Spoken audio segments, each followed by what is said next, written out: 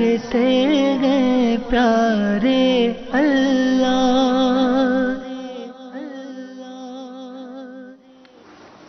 अल्हम्दुलिल्लाहि रब्बिल आलमीन वस्सलातु वस्सलामु अला सय्यिदिल मुरसलीन अम्मा बाद फ़अऊज़ु बिल्लाहि मिनश शैतानिर रजीम बिस्मिल्लाहिर रहमानिर रहीम।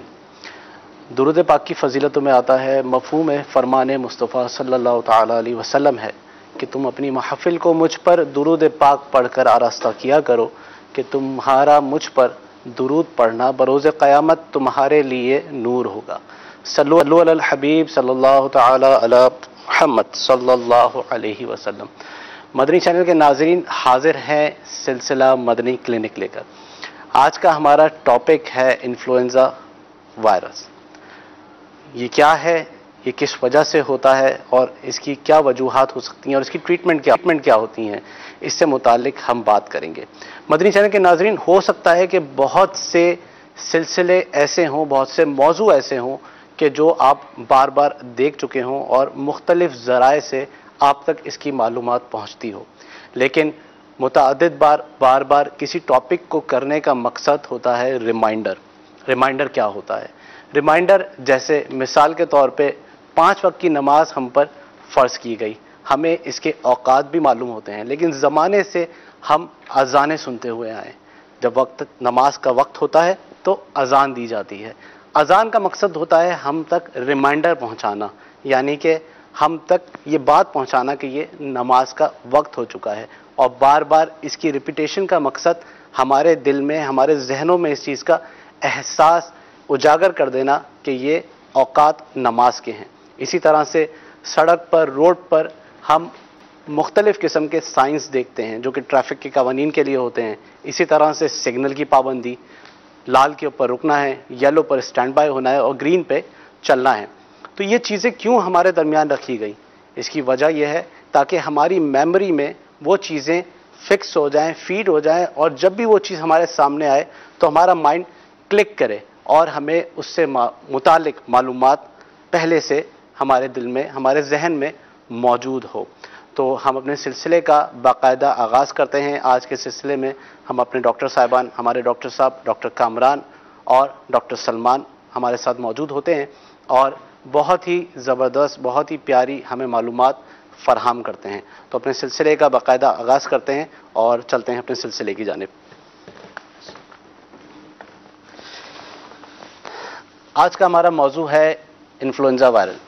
वायरल क्या होता है, वायरस क्या होता है, और जब मुतादिद लोग बीमारी की तरफ बढ़ते हैं, मतलब माशरे में हमारे आसपास बच्चों में या बड़ों में कोई एक बीमारी सिमिलरिटी के साथ अगर पाई जाने लगे और डॉक्टर के पास जाया जाए तो डॉक्टर कहते हैं कि आपको वायरल इन्फेक्शन हो गया है।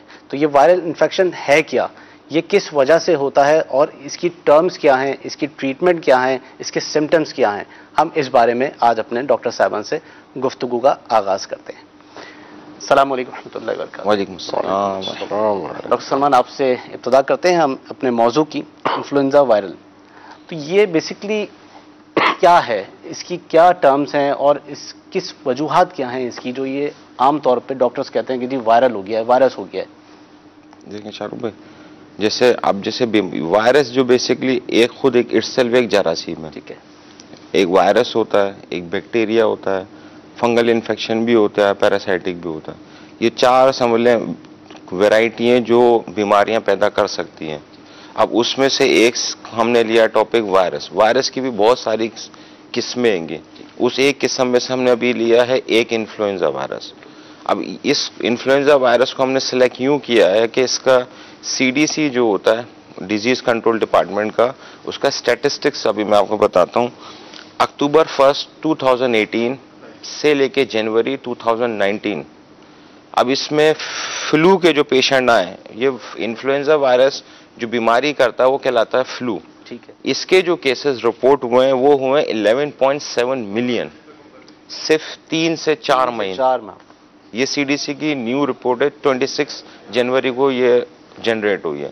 ठीक है। तो 11.6 मिलियन केसेस आपके रिपोर्ट हुए हैं। CDC कोई इदारा है? ये सेंट्रल इदारा है जो सारे डिजीज कंट्रोल वगैरह को, सेंटर ऑफ डिजीज कंट्रोल एक वो होता है। ठीक है। उसमें सारे डिजीजेज वगैरह का डेटा स्टैटिस्टिक्स है, उसने स्टैटिस्टिक्स 26 जनवरी को जारी किए कि सिर्फ इतने महीने में 11.7 मिलियन केस आपके रिपोर्ट हुए हैं। अब ये रिपोर्ट हुए हैं जिसमें से 5.6 मिलियन पेशेंट जो हॉस्पिटल गए, ठीक है, और हॉस्पिटल में इस बीमारी की कॉम्प्लिकेशन की वजह से रह गए। अच्छा, अब आप यूं समझ लें कि अब ये इन्फ्लुएंजा एक नॉर्मल सा वायरस है बेसिकली। इसकी जो अलामतें हैं बहुत, अभी इंशाल्लाह भी मजीद अलामतें अर्ज करेंगे। स्टैटिस्टिकली हम इसको ये समझाना ये चाह रहे हैं, 11.7 मिलियन केस अगर रिपोर्ट होता है, 5.6 मिलियन पेशेंट अगर हॉस्पिटल जाता है और इसकी कॉम्प्लिकेशन की वजह से डेथ यानी डेथ हो जाती है, मौत भी हो जाती है। अब ये प्रिवेंटेबल डिजीज है, ठीक है, समझाने का मकसद ये है, ये वो बीमारी है जो आप बचा सकते हैं, बच भी सकते हैं, एहतियात भी कर सकते हैं, इतनी कॉम्प्लिकेशन में आप नहीं जा सकते। जैसे 5.6 मिलियन एक बड़ी तादाद है जो इससे सफर कर रही है। अब ये तो वायरल इन्फेक्शन हो गया जिसमें हमने ले लिया इन्फ्लुएंजा। अब ये इन्फ्लुएंजा क्या है, वायरल है। अभी कुछ सीजन जैसे मौसम जब भी तब्दील होता है, ठीक है, ठंडे से गर्म आता है या गर्म से ठंडा हो रहा होता है मौसम, तो ये वायरस जो होते हैं बॉडी के अंदर एक्टिवेट हो जाते हैं। अब उन लोगों के अंदर जो ज़्यादा एक्टिवेट हो जाते हैं, जैसे कि यंग बच्चे होते हैं, वो ज़्यादा जल्दी मुतासिर होते हैं। ओल्ड एज पेशेंट हैं वो ज़्यादा जल्दी मुतासिर होते हैं, और वो पेशेंट जिनकी इम्यूनिटी, कुव्वत मुदाफ़ियत वगैरह कम होती है वो ज़्यादा मुतासिर होते हैं। या कोई क्रोनिक इलनेस, जिनको कोई क्रोनिक बीमारी है जैसे डायबिटिक वगैरह है, कोई टीबी वगैरह, उसके अंदर ये हो जाता है। अच्छा, इसमें सलमान भाई एक चीज़ थोड़ा सा ऐड करते चलें मदनी चैनल के नाज़रीन के लिए कि what is the difference between viral and bacteria. ये बहुत ज़रूरी है समझना कि बैक्टीरिया और वायरस में बेसिकली डिफरेंस क्या है। देखो, एक सिंपल सा आसान सा फार्मूला है कि बैक्टीरिया के अंदर आपने ट्रीटमेंट करनी होती है प्रॉपरली, और जो इन्फेक्शन हो रहा है बैक्टीरिया की वजह से, जो आपके बॉडी में नुकसान हो रहा है, उसको ट्रीट करना होता है।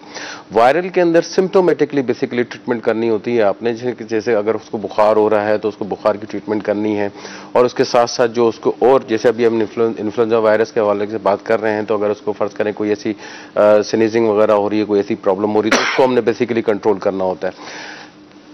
मेन चीज ये होती है कि एंटीबायोटिक का इस्तेमाल दोनों कंडीशंस के अंदर किया जाता है, लेकिन फर्क इतना हो जाता है कि बैक्टीरियल के अंदर स्पेसिफिक एंटीबायोटिक यूज की जाती है, और वायरल के अंदर जो एंटीबायोटिक यूज करते हैं उसके अंदर ये होता है कि जो वायरल की वजह से कॉम्प्लिकेशंस हो रही होती हैं, जैसे मिसाल के तौर पर इन्फ्लुएंजा है, उसकी वजह से सोर थ्रोट वगैरह हो गया है, आपको सोर थ्रोट हो गया है, चेस्ट में कोई ऐसे इन्फेक्शन हो गया है, तो उसको आपने कंट्रोल करने के लिए उसको बाज़-औक़ात एंटीबायोटिक की हाजत पड़ जाती है, तो वो देनी पड़ती है। तो ये बेसिकली बहुत ज़रूरी होता है, और वायरल अपना एक टाइम पीरियड लेके जाता है, क्योंकि हर जो मरीज होता है कोशिश ये करता है कि एज सुन एज पॉसिबल वो ठीक हो जाए, लेकिन वायरल का अपना एक टाइम पीरियड होता है कि उनका उसी हिसाब से वो बाकी 7 दिन में, 10 दिन में या 15 दिन में वो कवर करता है। डॉक्टर साहब यूं चल लेते हैं ना कि जैसे कि अगर वायरल इन्फेक्शन हुआ है तो हमें पता कैसे चलेगा कि ये वायरल हुआ है? देखें, इसमें दो चीजें हैं कि आप अभी सबसे पहले अब जो आज का हमने टॉपिक लिया है इन्फ्लुएंजा और कॉमन कोल्ड, फ्लू और कॉमन। सवाल ज़हन में आ रहा है कि इन्फ्लुएंजा क्या सिर्फ और सिर्फ फ्लू ही है, बुखार और इसके अलावा जिस्म में दर्द होना, सर दर्द होना, क्योंकि ये अलामत भी पाई जाती है नॉर्मली, तेज बुखार हो जाना। मैं यही बता रहा था, इसी पे हम आ रहे थे आपके सवाल के ऊपर।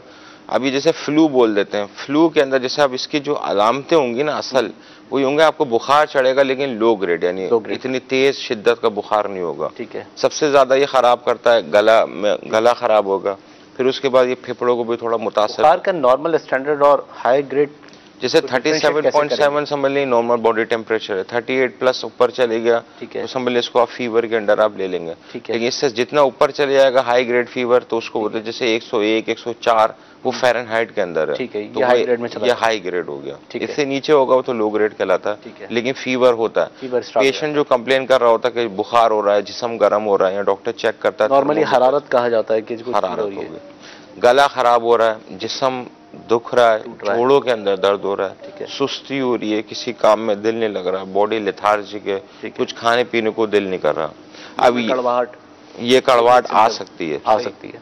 अब ये है क्लासिकल सिम्टम वायरल इन्फेक्शन के। ठीक है। अब जैसे डॉक्टर साहब ने बताया कि अब ये स्किल है डॉक्टर की कि वो इसका टेस्ट भी होता है। ठीक है।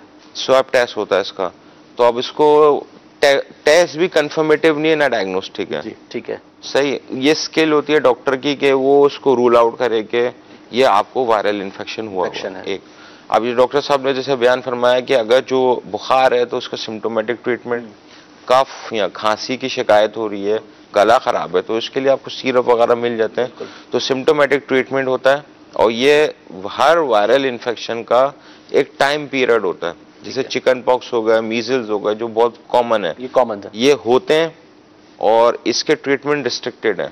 ठीक है, अपना वायरस अपने वक्त पे आएगा, बीमारी बॉडी में डेवलप करेगा और उसका टाइम पीरियड जब खत्म हो जाएगा, जो कि 5 से 7 दिन है, उसके बाद ये सिम्टम जो बॉडी में आए हुए हैं वो खुद ब खुद खत्म होना शुरू हो जाएगा। मेडिकेशन कोई नॉर्मल दी जाती है, एंटीबायोटिक? इसको हम बोलते हैं कि सपोर्टिव मैनेजमेंट। ठीक है, ये उस सूरत में होता है कि जब आप अर्ली डॉक्टर के पास चले गए, ठीक है, और अर्ली ही डॉक्टर ने आपको डायग्नोज भी कर लिया, सस्पेक्ट कर लिया कि ये वायरल है, सपोर्टिव मैनेजमेंट दी डॉक्टर ने और आप इसको रिस्पॉन्ड कर गए और आप इसको हील अप कर रहे हैं। ठीक है, और अगर आप देर से डॉक्टर के पास गए, मतलब 5-6 दिन बाद गए, 5-6 दिन बाद गए, उसकी कोई कॉम्प्लिकेशन अगर आपकी बॉडी के अंदर डेवलप्ड हो गए, क्योंकि इन्फ्लुएंजा वायरस जो है ये चूंकि आपका अपर रेस्पिरेटरी ट्रैक यानी नाक, गला और चेस्ट यानी फेफड़ों को इफेक्ट कर रहा होता है, वंस अगर इसके अंदर निमोनिया भी हो सकता है, इसकी कॉम्प्लिकेशन है।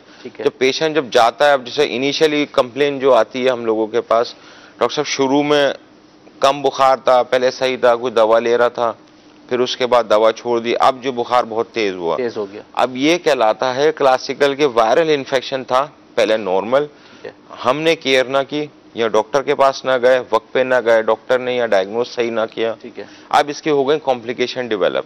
ठीक है, अब ये कॉम्प्लिकेशन जो डेवलप हो गई, ये हो गई चेस्ट के अंदर अगर हो गई तो वो हो गया निमोनिया। निमोनिया, अब निमोनिया लाइफ थ्रेटनिंग सिचुएशन भी बन सकती है। नॉर्मली हमारी क्या होता है, क्योंकि जब वायरल इन्फेक्शन होता है तो घरों में नॉर्मली ये होता है कि 2 से 3 दिन तक तो जो है डॉक्टर के पास जाने की जहमत नहीं की जाती, पहले उसको घर में ही हील करने की कोशिश की जा रही होती है, जो फर्स्ट एड मेडिकेशन होती है। तो ये एक दुरुस्त तरीका है या फौरी तौर पर आप डॉक्टर से रब्ता करें?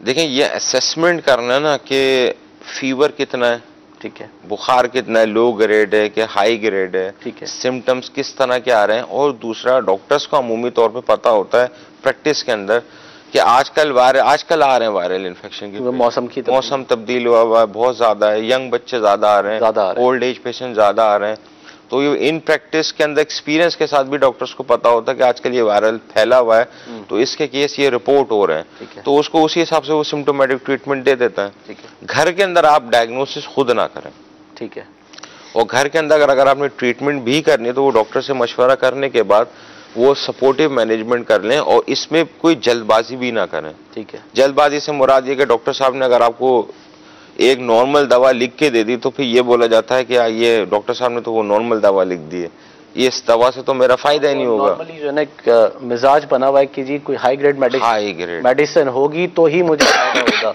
नॉर्मल से मतलब 4-5 दिन हम वेट नहीं कर सकते।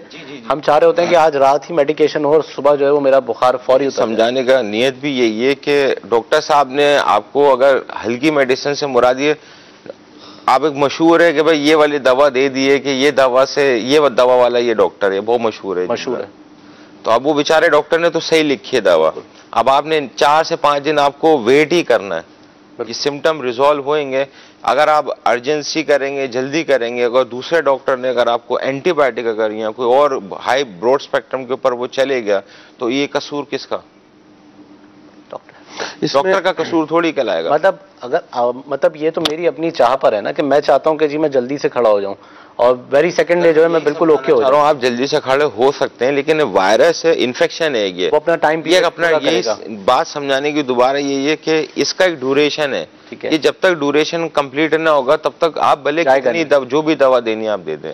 इसमें एक अगर छोटी सी मिसाल मदनी चैनल के नाजरीन के लिए समझाने के लिए कि जॉइंटिस जो होता है हमारे यहाँ बड़ा कॉमनली होता है और वो भी वायरल इन्फेक्शन ही काउंट होता है। क्या जॉइंटिस कभी इतनी जल्दी सबसाइड हो जाता है? नहीं होता।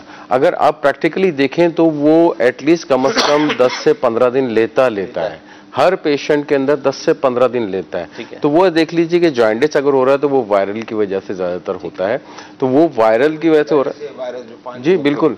तो अब वो भी अपना एक टाइम पीरियड लेके जा रहा है। समझाने के लिए कह रहे हैं कि जॉइंटिस की मिसाल इसलिए दी कि इजीली जरा उनको समझ में आ जाए कि देखें वो भी तो 10-15 दिन ले रहा है। आप डॉक्टर के पास कितना, बिल्कुल जितना मर्जी चले जाएं आप डॉक्टर साहब के पास, वो एक टाइम पीरियड होता है।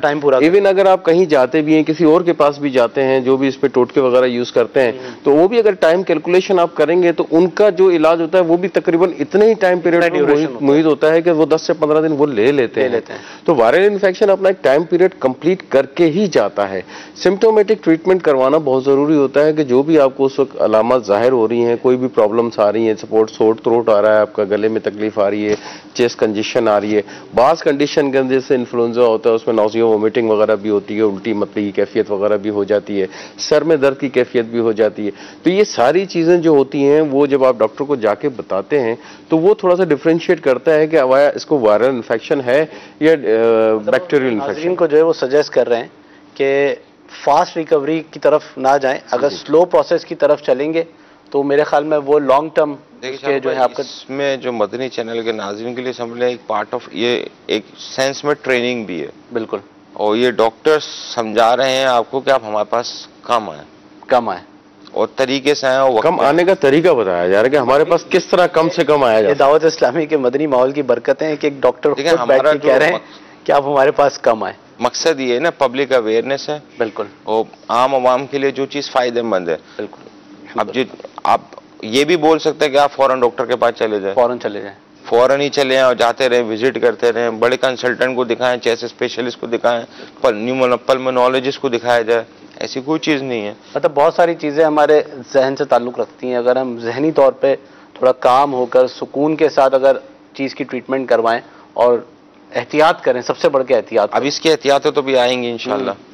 अच्छा सलमान भाई, इसमें थोड़ा सा ये अर्ज कर दीजिए, क्या ये जानलेवा हो सकता है अगर किसी को इन्फ्लुएंजा वायरस हो गया है? डॉक्टर साहब अभी मैंने स्टैटिस्टिक्स बताया ना, 11.7 मिलियन केस रिपोर्ट हुए, 5.6 मिलियन केसेस हॉस्पिटल के अंदर गए, 1,60,000 के करीब जो है ना पिछले 4 महीने अमवात हुई है। इसका मतलब ये है कि बहुत इंपॉर्टेंट है। मैं मकसद पूछने का सिर्फ इतना है कि हम नजला जुकाम को बहुत हल्का लेते हैं, लाइट लेते हैं, बहुत लाइट लेते हैं। बीमारी इतने लोगों की जान ले सकती है, लेकिन वो जो डेथ का रेशियो है ना उसको भी देखना होता है। घरों में भी ये तासुर है, किस रेंज ग्रुप के अंदर हो रहा है। घरों में भी और बाकायदा नॉर्मली अगर हम ऑफिस के माहौल में भी देखेंगे, अगर किसी को नजला जुकाम हो गया है तो उसको नॉर्मली कहा जाता है यार छोटी सी तो बीमारी है, क्या मसला है, आ जाओ ऑफिस, या कोई मसला ही नहीं है, बच्चे को भी स्कूल भेज दिया जाता है। बिल्कुल। अभी आपको बता देता हूँ, इसमें देखें वायरल इन्फेक्शन जो होते हैं ना इनको बोलते हैं कंटेजियस। जी। कंटेजियस से मुराद ये कि ये फैल जाते हैं। और इसके में मेडिकल में टर्मिनोलॉजी यूज होती है एपिडेमिक और पैंडेमिक। एपिडेमिक ये होता है जैसे कि एक इलाका है, कोई भी इलाका है, एक से इसके अंदर बहुत सारे लोगों में ये फैल गई। ठीक है। अभी बीमारी निकल के एक से इलाके से दूसरे इलाके में चली गई। ठीक है। यानी ये फैलती चली जा रही है। बिल्कुल। तो ये एपिडेमिक ऐसा होता है, किसी मखसूस इलाके के बारे में आ रहा होता है कि यहाँ पे ये मर्ज जो है, तो उस इलाके में भी एपिडेमिक हो गई। ठीक है। अब उस इलाके के जो डॉक्टर्स होते हैं उन्हें पता होता है ये इस इलाके में ये है, तो हमें इसको प्रोफाइलेक्टिक मैनेजमेंट में इस तरह रखना होता है। ठीक है, ओके। अच्छा, अब जो वायरल इन्फेक्शन हो गया, अभी चूंकि अभी मैंने बताया कि कंटेजियस से मुराद ये फैल सकता है। अब ये फैलता कैसे? इन्फ्लुएंजा वायरस जब भी आपकी बॉडी के अंदर आता है, ये ऑलवेज अवेलेबल होता है आपके नेसोफेरिंक्स के अंदर, यानी नाक के अंदर, गले के अंदर ये वायरस मौजूद होता है आपके खलियों के अंदर। जब आप खांसते हैं, जब आप छींकते हैं, थूक निकलता है या बलगम निकलता है, अब वो जो लोग जैसे तकिया इस्तेमाल कर रहे हैं, टॉवल का इस्तेमाल कर रहे हैं, या कोई टिश्यू का इस्तेमाल कर रहे हैं, रुमाल का इस्तेमाल कर रहे हैं, ओपन एयर के अंदर अगर आप पब्लिक प्लेस में बैठे हुए हैं, अगर आपने ओपन खांसी हो रही है, जब खांसी होती है तो खांसी के अंदर जो एयर ड्रॉपलेट्स आते हैं, बजाय तो लग रहा होता है ये ड्राई कफ है, लेकिन हमेशा एयर ड्रॉपलेट आ रहे होते हैं। ठीक है। अब जैसे मिसाल के तौर पे किसी को खांसी हुई, वो वायरल इन्फेक्टेड था, इन्फ्लुएंजा आपको ले लेते हैं। अब उसकी खांसी का जरासीम उड़ के आ गया इस टेबल पे आ गया। अब मैं आया, मैंने आके टेबल पे हाथ रख लिया, तो जरासीम कहाँ आ गया? मेरे हाथों में, हाथ पे। अब यही हाथ अब मैंने मुंह पे लगाया, इधर लगाया, अब अगर हाथ धोए खाना खा लिया, अभी चीज कर ली, ये कहाँ गया जरासीम? कैसे आया? मेरे पास आ गया। बिल्कुल। अब क्या हुआ? मैं अफेक्टेड हो गया। तो इसलिए जब भी फैमिली के अंदर कोई भी बंदा इफेक्ट हो किसी भी वायरल से, सिर्फ एक वायरल नहीं, कोई सा भी वायरल हो, तो उसमें बहुत सारी एहतियातें होती हैं। बिलखुसूस ये हाथ धोने की एहतियातें, सफाई की एहतियातें, टॉवल अपना जो होता है रेगुलरली चेंज किया जाए, वो एक टॉवल बहुत अरसे। अच्छा, ये तो समझ आ गया कि वायरस है क्या, आपने बड़ी अच्छी इसको ब्रीफ किया, लेकिन इससे बचाव की तदाबीर मिसाल के तौर पे कि इससे माहौल इफेक्ट करता है, आपके आसपास का माहौल? देखिए, वायरल इन्फेक्शन ना इफेक्ट जो कर रहा होता है, दो एज ग्रुप को ज्यादा कॉमनली एंड फ्रीक्वेंटली इफेक्ट कर रहा होता है। वो होता है कि जैसे 1 से 2 साल से कम उम्र बच्चे, ठीक है, और 60 और 65 साल से उम्र जायद, या तो बिल्कुल ही अर्ली एजेस हैं या फॉर एजेस। बीच का जो एज ग्रुप है, ये उन लोगों में इफेक्ट कर रहा होता है कि जिनका कुव्वत मुदाफियत कम है, या इम्यूनिटी कम है, या इनका कोई एक्सपोजर हुआ है बहुत ज्यादा, जैसे ये कंटेजियस हुआ है आजकल, फैला हुआ है, तो कोई बेहतियाती हो गई या किसी के थ्रू किसी से लग गया, ठीक है, तो ये अफेक्ट कर गया। और जो डेथ रेट भी बढ़ता है, जो जिसकी वायरल इन्फेक्शन की वजह से जो अमवात वाकया हो जाती हैं कॉम्प्लिकेशन की वजह से, वो भी यंग एज बच्चों में और ओल्ड एज पेशेंट में ये बहुत सीवियर हो जाता है। और यंग एज बच्चों के अंदर तो समझ लें कि ये इसकी वजह कुव्वत मदाफत हो सकती है, बच्चों की कमजोर होती है, और बड़ों की बड़ी और बुजुर्गों में कुव्वत मुदाफत as compared to young patient के बहुत कम होती है, दैट्स व्हाई वो जल्दी उस पर अटैक करते हैं। ठीक है। अच्छा, जरूरी नहीं है कि तमाम बच्चों में और तमाम बूढ़ों में ये प्रॉब्लम। बिल्कुल, एक घर के अंदर अगर आप देखते हैं 5 बच्चे हैं, तो जरूरी नहीं है पांचों के पांचों जो हैं वो इन्फेक्टेड हो जाएं इस चीज से, क्योंकि उनमें से 5 में से 2 की जो है टॉलरेंस पावर, बॉडी की जो रेजिस्टेंस होती है वो बहुत कम भी होती है, और 3 की बहुत अच्छी भी होती है। तो उसी माहौल में रह के वो 2 इफेक्ट हो रहे होते हैं, 3 नहीं इफेक्ट हो रहे होते हैं। तो उसकी रीजन सी होती है, उनका जो कुव्वत मुदाफत होती है वो काफी कम होती है, तो दैट्स व्हाई वो ज्यादा इफेक्ट होते हैं। इसी तरह ओल्ड एज के अंदर भी यही इश्यू होता है कि उनकी जो टॉलरेंस होती है, जरासीम वगैरह इनहेल ले लेते हैं, अंदर ले लेते हैं, तो जरासीम जब बॉडी के अंदर जाता है तो वो अपनी ताकत के साथ वो अटैक करता है, तो उनके अंदर जो ताकत होती है जरासीम से लड़ने के लिए वो वीक होती है, तो वो उस चीज को वो कर नहीं, इसीलिए वो जल्दी इफेक्ट हो जाता है। एग्जैक्टली, जब भी वो जल्दी इन्वॉल्व इस पे जो है इफेक्ट कर जाते हैं। यंग पेशेंट के अंदर इसमें एज कम्पेयर टू दूसरे पेशेंट्स के ज्यादा टॉलरेंस पावर होती है। जैसे सलमान भाई ने मांगे, यंग पेशेंट में भी सिर्फ वो इन्वॉल्व होते हैं जिनमें ये कम हो जाती है। अब यंग पेशेंट में कम क्यों हो जाती है, उसकी मुख्तलिफ वजूहात होती हैं। एक तो आपकी पुअर न्यूट्रिशन होती है कि आप डाइट वगैरह जो यंग पेशेंट जो है वो प्रॉपरली नहीं ले रहा है। फिर आजकल का माहौल कि आप स्मोकिंग का हिसाब किताब ज्यादा है, फिर आप पान गुटखा वगैरह का बहुत ज्यादा है, वो ऑलरेडी आपका जो रेजिस्टेंस पावर होता है बॉडी का उसको कम करता चला जाता है। इसी वजह से वो आप ज्यादा इफेक्ट कर जाता है इन चीजों। नॉर्मली ये कि सब्जियों वगैरह का इस्तेमाल तो आजकल ना होने के बराबर है, ना पसंदीदा ग़िज़ाओं में से लोगों की है, तो जंक फूड्स वगैरह का इस्तेमाल भी मेरे ख्याल में ये कुव्वत मदाफत पर काफी इफेक्ट करता है। डेफिनेटली, देखें जो भी चीज इस वक्त अल्लाह ताला ने हमारे लिए बनाई है वो हमारी सेहत के हिसाब से ही जरूरी है तो दी है। इसी तरह फ्रूट्स का इस्तेमाल है, पानी का इस्तेमाल है, मौसमी फ्रूट्स हैं, पानी है, गोश्त है, मछली है, अंडा है, जितने भी चीजें हैं, सब्जियां हैं, आप इनका कॉम्बिनेशन लेके अगर चलेंगे तो आपकी बॉडी की टॉलरेंस बहुत अच्छी रहेगी।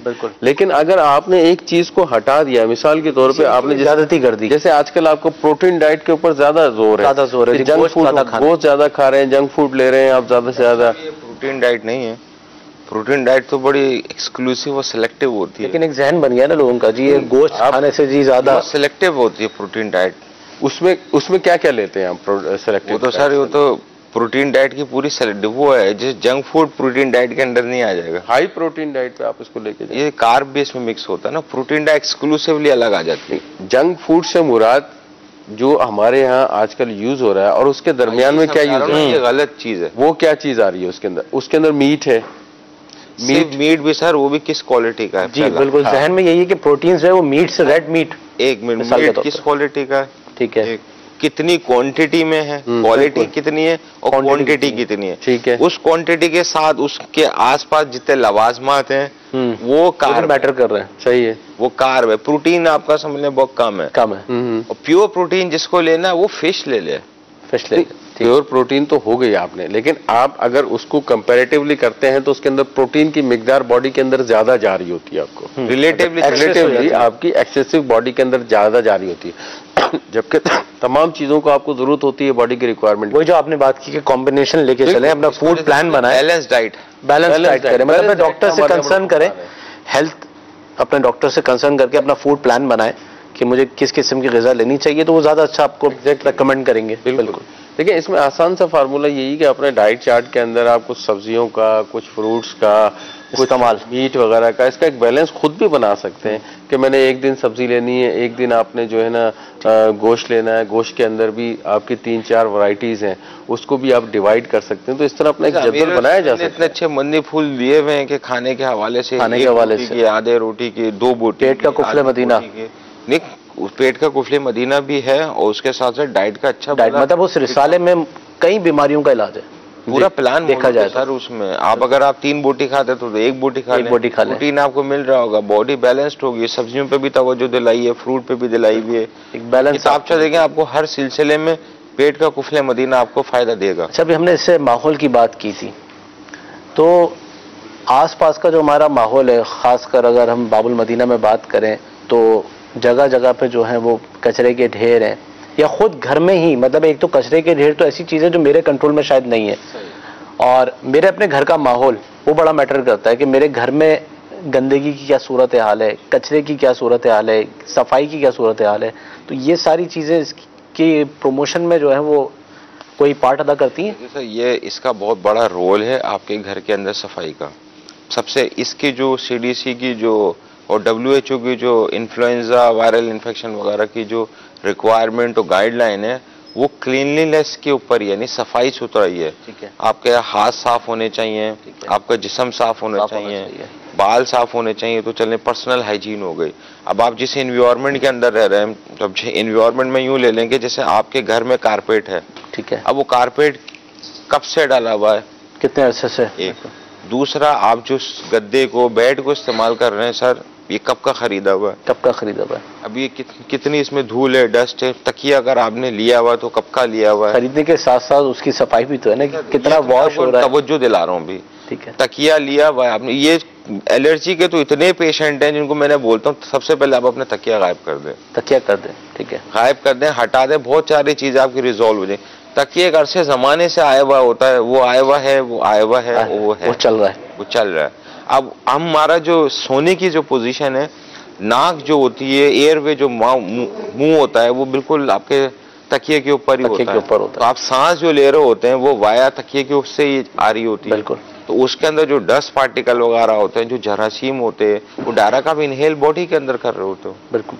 कारपेट के लिए अगर मैं कारपेट की बात करूं तो मतलब ये तो बिल्कुल एक आम चीज है कि घरों में कारपेट होता ही है, आराइश के लिए भी होता है, लेकिन कोई एक मियाद ऐसी हो कि इतने अरसे में कारपेट को तब्दील कर लेना चाहिए। सर ये तो हम बोल नहीं सकते कि कितनी मियाद है, कितनी नहीं। मेन चीज है जितनी जो भी चीज है आप उसको साफ करके रखें, साफ रखें, प्रॉपर रेगुलरली सफाई। अगर आपने कारपेट रखा तो उसके सफाई की भी अपने लवाजमात है, बिल्कुल। वो झाड़ू से साफ नहीं हो सकता, वो किसी मशीन से भी मशीनों से भी होता है, वैक्यूम क्लीनर वगैरह से उसको, लेकिन ठीक ठाक क्वांटिटी, उसको फ्रीक्वेंसी ऑफ क्लीनिंग उसकी ज्यादा जरूरी। अगर घर में बच्चे भी हैं, बच्चे कुछ इस तरह का मामला कर भी देते हैं, बेड पे उल्टी कर देते हैं, बच्चों के अंदर जो ये इन्फ्लुएंजा ज्यादा फैलता है, बच्चे ने वोमिट कर दिया, उल्टी भी कर दी और उसको मोशन भी हो रहा है।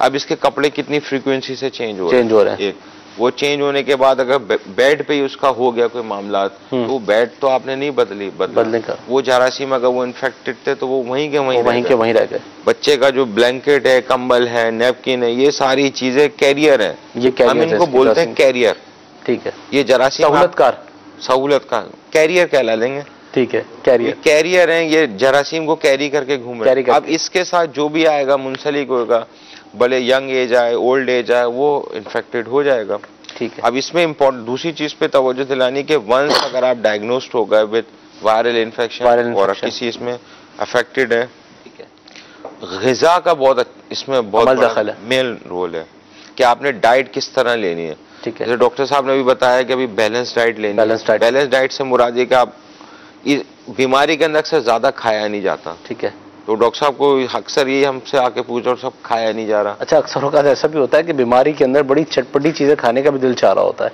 ये बोलते हैं डॉक्टर साहब, जब बुखार उतरा था ना, उतरने के बाद जो है ना मेरे दिल कर रहा है कि मैं कुछ चटपटी चीज खाऊं। शायद मुंह की करवाहट की वजह से या मेडिसिन का मुस्तकिल इस्तेमाल इसकी वजह होती है। दोनों चीजें हो सकती हैं। इसमें जितना ड्यूरेशन इन्फेक्शन का है ना, वायरल का, इसमें आपने बैलेंस डाइट, हल्की ग़िज़ा रखनी है। बगैर मिर्चों वाला इस्तेमाल करें तो बहुत ही अच्छा है। बॉयल चीजें इस्तेमाल करें, बॉयल सब्जी इस्तेमाल करें, खिचड़ी खा लें। हल्की ग़िज़ा से मुराद ये इतनी ग़िज़ा लें जो आपका कुव्वत वो जो निज़ाम हाज़मा आपका बर्दाश्त कर सके, बॉडी पे स्ट्रेस ना आए। ठीक है। हाइड्रेशन यानी एनर्जी बाल रहे। ठीक है। पानी की मिकदार आपने ज्यादा रखनी है, और उसके साथ साथ अपनी सफाई सुथराई का भी ठीक ठाक ख्याल रखना है। अच्छा, नॉर्मली कहते हैं कि दिन में 12 गिलास पानी कम से कम मिनिमम मेरे ख्याल में जो इसकी क्वांटिटी है, तो इस कंडीशन में क्या इसको एक्सेस करना है या 12 इनफ है? डिपेंड करता है सर, अगर आपका बॉडी वेट कितना है। आप बच्चे के लिए 12 गिलास ज्यादा होगा, वो हो भी नहीं सकता। सही है। ओल्ड एज ज्यादा 12 नहीं पी सकता। तो आपकी रिक्वायरमेंट के साथ है कि आपका लाइफस्टाइल किस तरह का है। अगर आप बीमारी के साथ भी हॉस्पिटल वो जैसे कुछ कॉल्स हैं हमारे पास, कॉल्स लेते हैं हम। चलो, अस्सलाम वालेकुम वरहमतुल्लाहि वबरकातुहू। वालेकुम अस्सलाम वरहमतुल्लाहि वबरकातुहू। मैं अतारी भावनगर से अर्ज कर रहा हूँ। क्लिनिक सिलसिले में मेरा सवाल ये है कि मेरे कंधों के अच्छे से दर्द होकर मुझे अटैक हुआ था। 4 साल हो गए, अभी तक वो दर्द चल रहा है, दोनों बाजुओं में भी आता है। तो इसके लिए इरशाद फरमा दें, क्या ये फालज की वजह हो सकती है, और अगर है तो इसके लिए क्या टेस्ट कराना चाहिए? बराए मेहरबानी इरशाद फरमा दें। सवाल शायद हमारे पिछले मौजू से मुताल्लिक है। हाँ, चलें इसका दे देंगे जवाब। ठीक है। नेक्स्ट कॉल अब्दुल रज़्ज़ाक अत्तारी हिंद से। डॉक्टर साहब की बारगाह में ये सवाल है कि बसा औकात कान के अंदर आवाज़ें आती हैं या छेद पड़ जाते हैं, पीप होती है, तो क्या डॉक्टर ऑपरेशन का मशवरा देते हैं, तो ऑपरेशन करवाना चाहिए कि क्या वजूहात हैं? Next call. मैं डॉक्टर साहब से सवाल करना है कि मेरा एक्सीडेंट हो गया था और मेरी प्लेक्सिस इंजरी हो गई है, क्या इसका इलाज है, यही पूछना था। ये कॉल दोबारा चला दें अगर दोबारा चलाएं कॉल।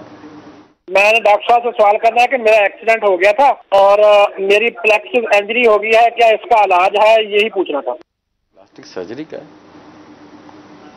प्लास्टिक सर्जरी हुई है इनकी। प्लास्टिक सर्जरी होनी है। एक्सीडेंट सही है। ठीक है, अगर और कॉल्स हैं तो चला दें, हम एक साथ ही उसकी कोई आंसर्स की तरफ आ जाते हैं।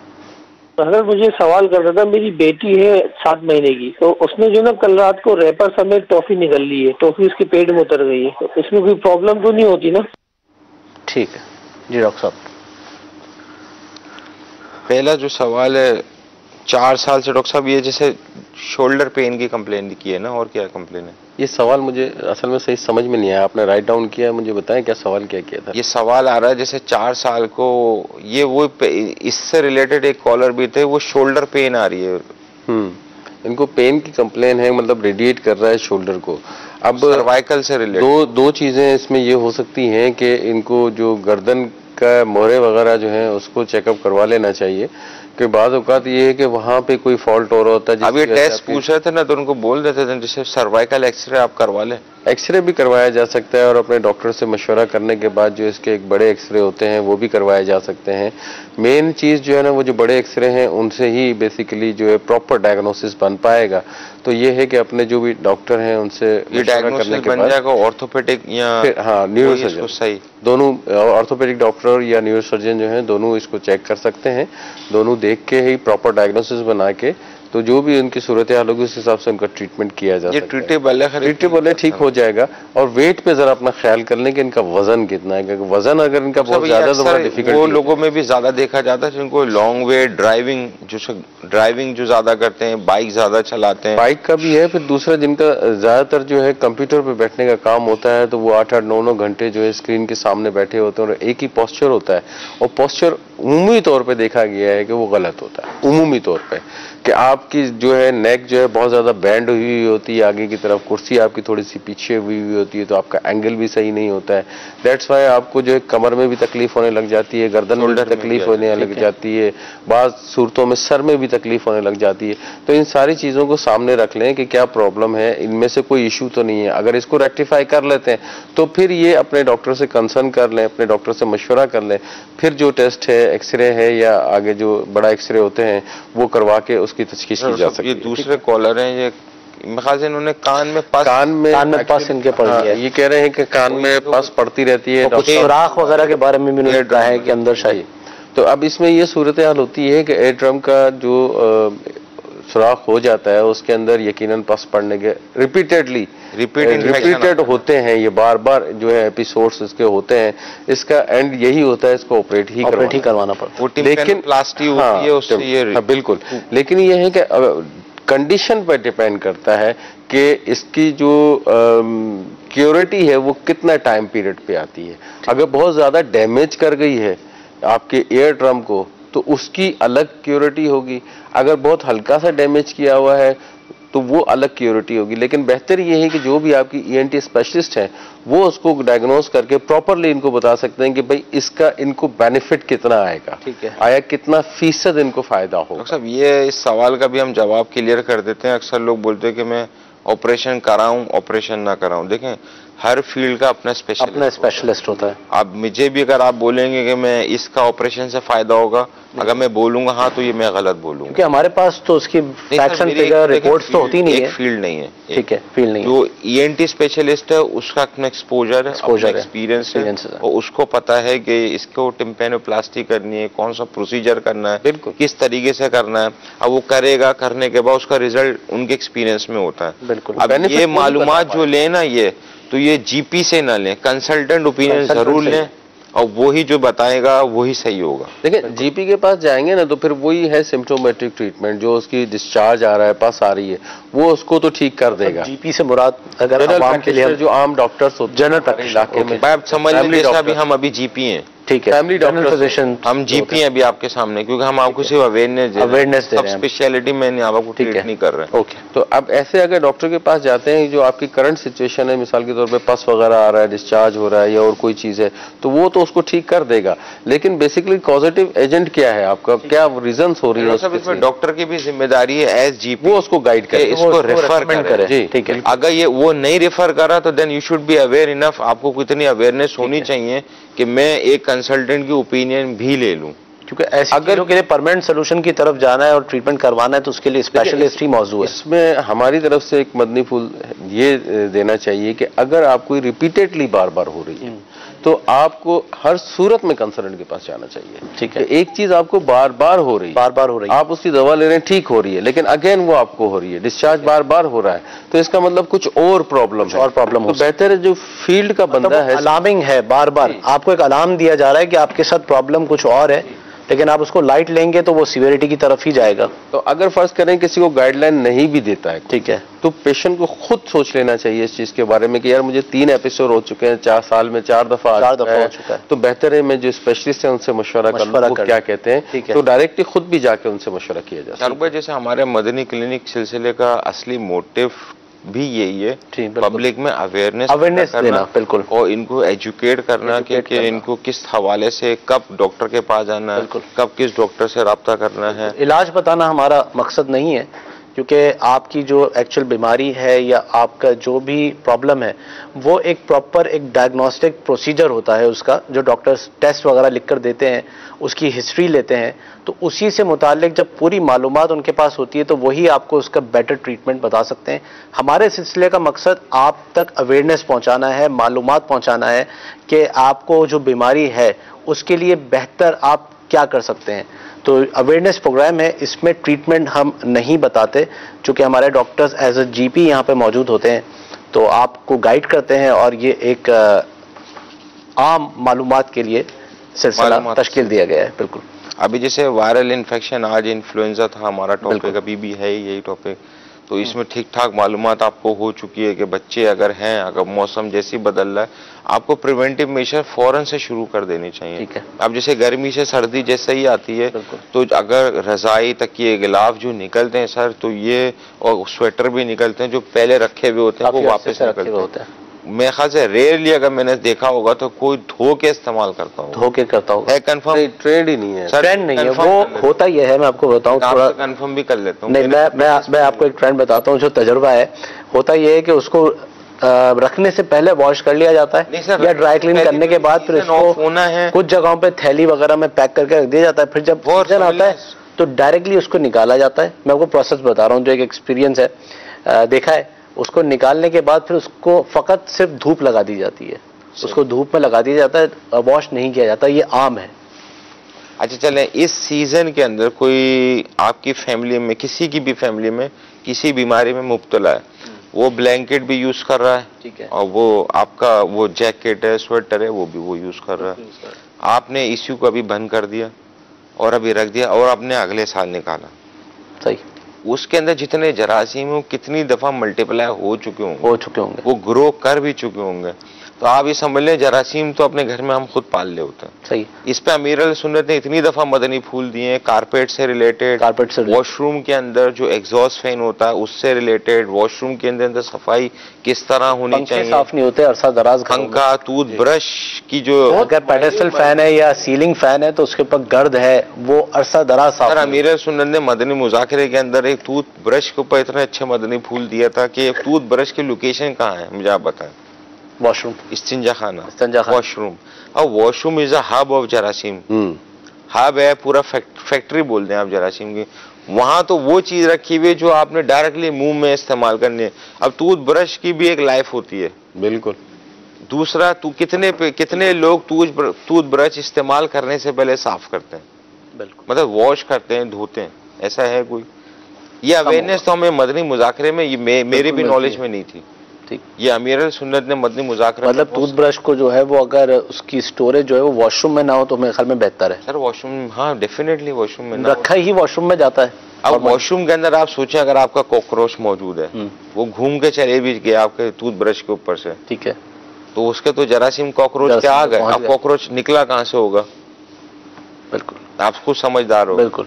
अब ये चले गया टूथब्रश, सुबह मॉर्निंग के अंदर आपने ब्रश कर लिया तो आप कैरियर हो गए। हमारे मदनी चैनल के नाजरीन को इस वक्त बेहतरीन मदनी फूल मिल रहे हैं कि नॉर्मली ये प्रैक्टिस है कि हमारे घरों में जो टूथब्रश वगैरह रखे होते हैं ये वॉशरूम में ही रखते हैं, तो इसको आज ही बदल लें, इसकी जगह तब्दील कर लें और एकदम ना बदलवा दें, वो बोलेंगे नहीं, अच्छा है ना कि फौरी तौर पे इम्प्लीमेंट हो जाए। वो देख लें कि जिनका इस्तेमाल है इसकी लाइफ होती है 1 माह 2 माह करने के बाद ब्रशेस खराब हो, स्टोरेज से मुराद है, मतलब उसको वहां ना रखें, उसको कमरे में रखें, किसी बॉक्स में रखें, उसके बाद कवर प्रॉपर हो, कैप भी आते हैं उसके।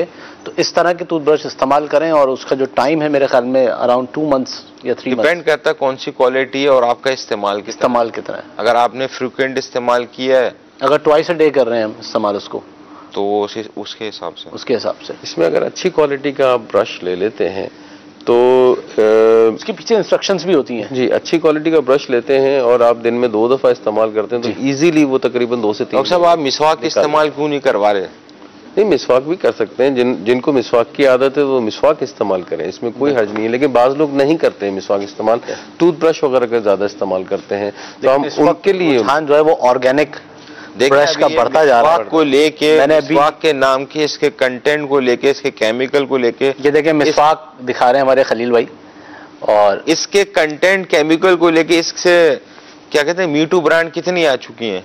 बिल्कुल, देखें इसमें तो कोई दो राय है ही नहीं ना कि मिसवाक से बेहतर तो कोई सफाई हो ही नहीं सकती। इसमें तो डॉक्टर साहब वेस्ट भी जो है वो ऑर्गेनिक ब्रश के नाम से इसको इंट्रोड्यूस करवा रहा है जी। मतलब इसके मुताबिक फवायद सामने आए होंगे। मैंने अभी कल ही एक इंटरनेट पे देखा कि एक बहुत बड़ी जो है सुपर स्टोर है बाहर, वहां पे एज अ ऑर्गेनिक ब्रश वो सेल हो रहा है, और मदनी चैनल के नाज़रीन को सुनकर हैरानगी होगी कि उसकी प्राइस टैग थी $15, $15। सर मैं आपको एक बात बताऊं, टूथपेस्ट के ऊपर भी ना मार्क्स बने हुए होता है, उसकी रीडिंग करनी होती है, ब्लैक मार्क होता है, ग्रीन होता है, रेड होता है, उसको जरा देखना होता है। ठीक है, वो केमिकल कंपोजिशन अलग होती है, टूथपेस्ट अलग, टूथब्रश अलग। ठीक है, ये मिसवाक वाहिद चीज है, इसमें ना टूथपेस्ट की जरूरत है ना ब्रश की जरूरत है, ये वाहिद कॉम्बो है जो इसमें केमिकल्स की, इसकी ये खुद जनरेट कर रहा है, केमिकल्स की कंपोजिशन वैसी है जो कि नेचुरल माउथ का जो एनवायरनमेंट है उसके लिए कम्पिटिटिव है। बहुत सारी चीजें टूथपेस्ट में मौजूद नहीं है जो मिसवाक में मौजूद है। खलील भाई आप ओरल क्या फरमाते हैं? बहुत अच्छी चीज होती है। टिप क्या फरमाती है इस बारे में? ये अल्लाह पाक मिसवाक बोलेंगे ना, बिल्कुल मिसवाक बोलेंगे। अल्लाह पाक हमें तौफीक अता फरमाए कि मिसवाक शरीफ हमें इसकी आदत बने, और ये कि फिर की भी जाए उसूल के मुताबिक। ठीक है, होता है कि शेख तरीक़त अमीर सुन्नत दामत बरकातुहुम आलिया इरशाद फरमाते हैं कि आपने तहरीर फरमाया कि हम बाज़ यूँ कह लें कि फ़कत रस्म मिसवाक अदा की जाती है। मिसवाक किस तरह से करनी है, कौन सी मिसवाक हो, उसका तरीक़ाकार क्या है, तो ये एक पूरा मौजू है, इसको सीखना चाहिए। और इसके मुताबिक जो है अगर हम उसूल के मुताबिक मिसवाक करेंगे तो इंशाअल्लाह अज़्ज़ व जल बहुत सारी बीमारियां यूं ही दूर हो जाएंगी।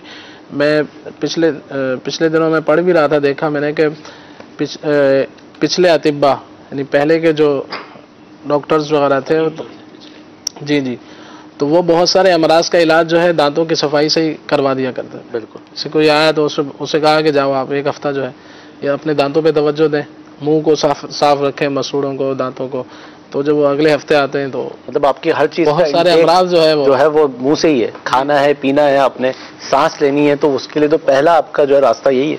बिल्कुल दुरुस्त। इसके हवाले से मैं एक अर्ज करता चलूं, एक होता है एस्पायरेशन नमूनिया। ठीक है। एस्पायरेशन नमूनिया क्या होता है, आपका जो थूक है या मुंह का जो जरासीम है वो आपके लंग्स में चलेगा। ठीक है। तो अगर मुंह की सफाई इतनी इंपॉर्टेंट है और एस्पायरेशन नमूनिया लाइफ थ्रेटनिंग होता है। ठीक है। यानी आपके जरासीम आपको खुद मार सकते हैं। ठीक है। मेरे ख्याल में हम जो है वो तिब्बी इलाज की तरफ चलते हैं, अपने खलील भाई की तरफ।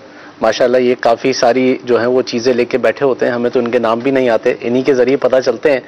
तो हमारा जो आज का मौजू है खलील भाई, वो आपको पता है, नज़ला, ज़ुकाम और वायरल इन्फेक्शन जो है, मौसमी इलाज दे देंगे ना हमें इंशाअल्लाह। इस हवाले से तिब क्या कहती है? हमारी मेडिकल की तरफ से तो आपको सपोर्टिव मैनेजमेंट मिल गई। जी बिल्कुल सही है, एहतियातें मिल गई। इलाज अब हकीम साहब दे रहे हैं। हकीम साहब दे रहे हैं। और ये नेचुरल मेडिसिन है, ऑर्गेनिक ट्रीटमेंट है। बेहतरीन, बेस्ट। सल्लु अलल हबीब सल्लल्लाहु तआला अला मुहम्मद सल्लल्लाहु अलैहि व आलिहि वसल्लम। बहुत सारी एहतियातें डॉक्टर साहिबान ने इरशाद फरमाई। तो एहतियात जो है ये बहुत ज़रूरी है। एहतियात के साथ अगर इलाज किया जाए तो फिर इसके खातिर ख्वाह फ़वाइद इंशाअल्लाह अज़्ज़ व जल हासिल हो सकेंगे। और ये इलाज वगैरह जो भी किया जाए, जिस तरह के जो मरीज़ हैं तो उन्हें तिब्बी हिसाब से जो है कम से कम ठंडे पानी से, सर्द पानी से और चावल वगैरह से बचने का अतिब्बा फरमाते हैं, तो इससे बचा जाए। और दो आपको इलाज बयान करने हैं नज़ले ज़ुकाम वगैरह के हवाले से। ये जो अभी हमारा जो मौजू है, तो एक इलाज जो है वो आप उसको यानी कि जोशांदा बनाना है, और दूसरा जो है आपने सुफूफ बनाकर भी उसको इस्तेमाल कर सकते हैं, और बतौर माजून यानी शहद डालकर भी उसको इस्तेमाल कर सकते हैं। तो वो मैं अर्ज़ करता हूँ। सबसे पहले आपको जोशांदे का अर्ज़ करता हूँ कि वो अगर आप जोशांदा पीना चाहें तो फिर आपने किस तरह से इसको इस्तेमाल करना है। सबसे पहले ये आप देख रहे हैं, इसे सपिस्ता कहा जाता है। सपिस्ता, इसके आपने 10 दाने जो है लेने हैं, 10 दाने सपिस्ता के आपने लेने हैं। और इसके अंदर जो दूसरी चीज़ है वो है बरगे गाव ज़बान के पत्ते, बरगे गाव ज़बान, ये आपने लेना है 6 ग्राम। और तीसरी जो चीज़ है उसे कहा जाता है बरगे अड़ूसा भी कहते हैं और बरगे बांसा भी कहते हैं। तो ये 3 चीज़ें हो गई। इसकी मिकदार भी 6 ग्राम है। अब करना आपने क्या है कि तमाम दवाओं को जो है पहले आप इसको धो लें ताकि मिट्टी वगैरह इसकी जो है वो साफ़ हो जाए। इसके बाद फिर 1 गिलास पानी के अंदर आपने इसको पकाना है, अच्छी तरह बॉईल करना है। तो जब आधा गिलास पानी रह जाए तो इसको आप चूल्हे से उतार लें, और इसके अंदर चाहें तो फिर आप शुगर के मरीज़ अगर नहीं है तो आप शहद इसके अंदर 1 चम्मच या 2 चम्मच मिला लें, टीस्पून आप शामिल कर लें। और फिर इसको आप पहले छान लें, उसके बाद शहद मिलाकर इसको पी लिया जाए।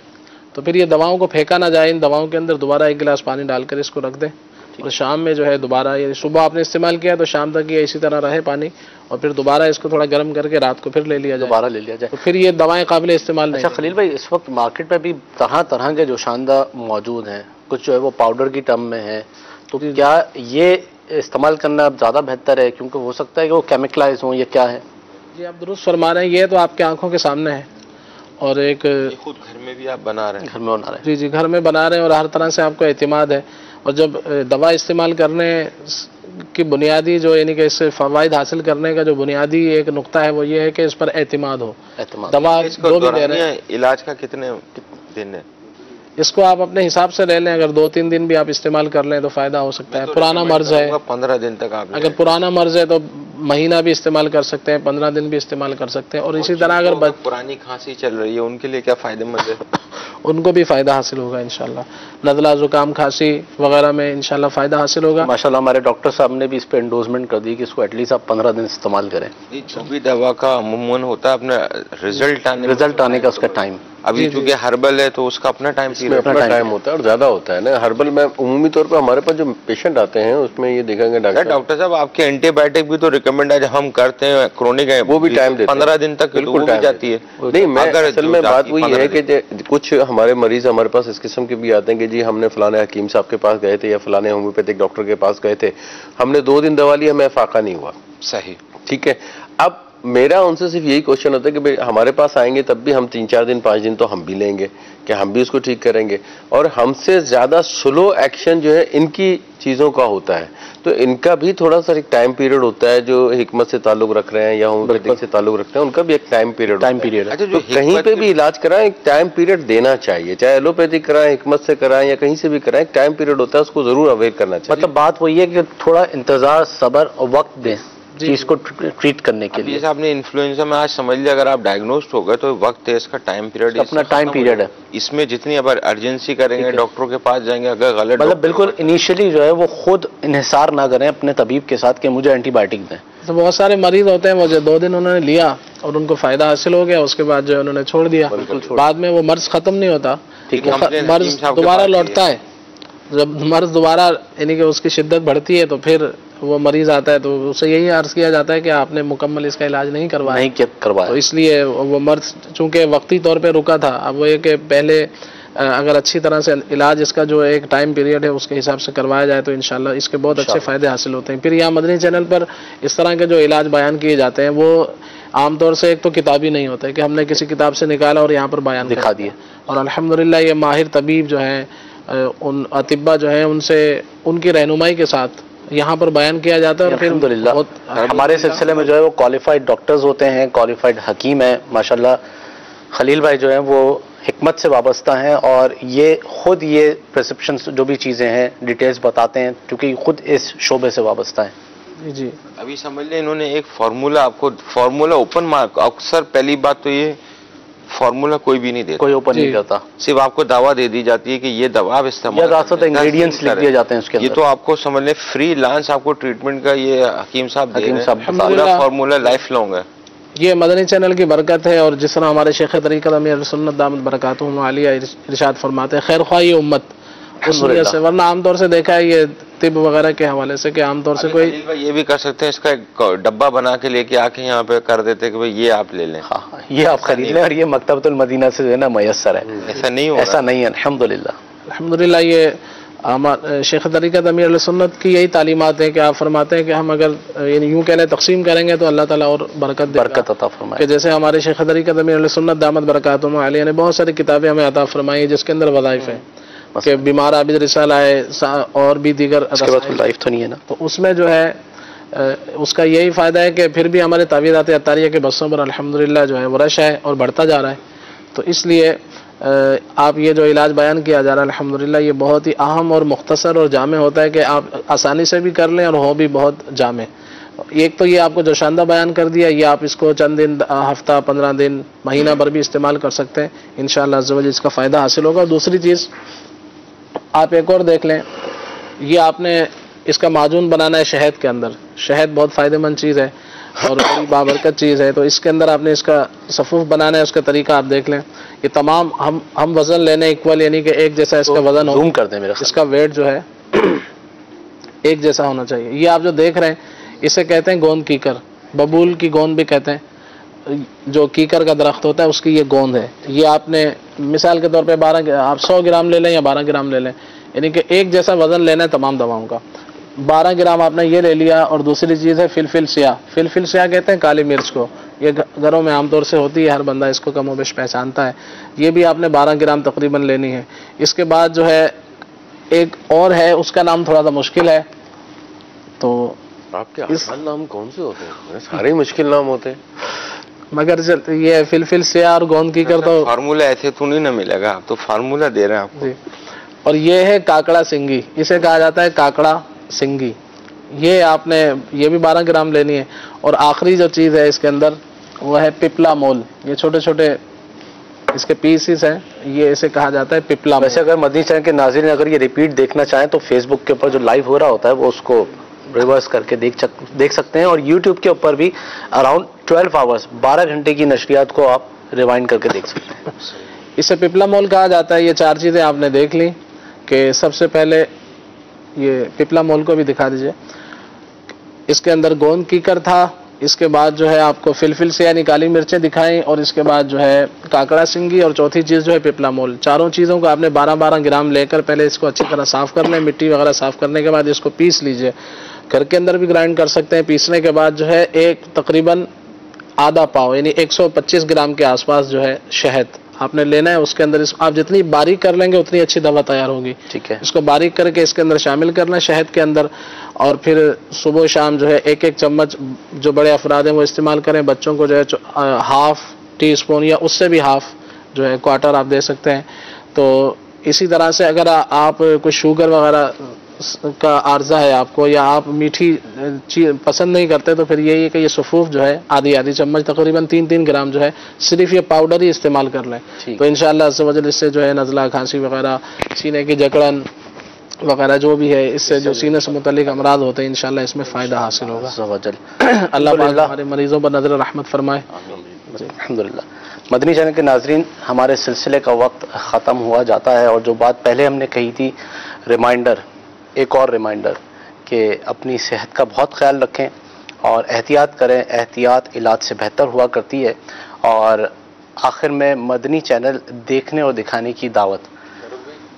माजरत आपको थोड़ा सा डिस्टर्ब कर रहा हूँ। एक कॉलर आए थे, बड़ी इंपॉर्टेंट कॉल है, अगर हम उसका जवाब दे दें। क्योंकि बच्चे ने टॉफी निगल दी थी विद रैपर, वो बहुत इंपॉर्टेंट कॉल है। उसका एक तो ये है कि कल रात को निगल ली थी। ये थोड़ा सा वेट कर लें। अगर उसको कोई कॉम्प्लिकेशन नहीं हो रही है, कोई सांस में कोई तकलीफ नहीं हो रही है, कोई पेट में कोई तकलीफ नहीं हो रही है, तो थोड़ा सा वेट कर लें कि हो सकता है कि वो पखाने के जरिए अखराज हो जाए। सही है। लेकिन अगर विद इन 24 आवर्स ये नहीं होता तो बेहतर है डॉक्टर को जरूर चेक कराएं, क्योंकि रैपर जो है उम्मीद तौर पर प्लास्टिक का होता है, वो खुल नहीं सकता, तो मोस्ट लाइकली प्रॉब्लम कर सकता है। तो कंसर्न जरूर करें, डॉक्टर से जरूर चेकअप करवाएं, इसको लाइटली ना लें। बिल्कुल सही डॉक्टर। दूसरी एक कॉल और थी प्लास्टिक सर्जरी के हवाले से, वो भी थोड़ा सा ब्रीफली बता देते हैं कि अगर इनको प्लास्टिक सर्जरी की नीड है, एक्सीडेंट हुआ है, स्किन डैमेज हो गई है, तो वहाँ नीड है तो जरूर इनको प्लास्टिक सर्जरी करानी चाहिए। प्लास्टिक सर्जरी हो चुकी है इनकी, हाँ। मेरे ख्याल में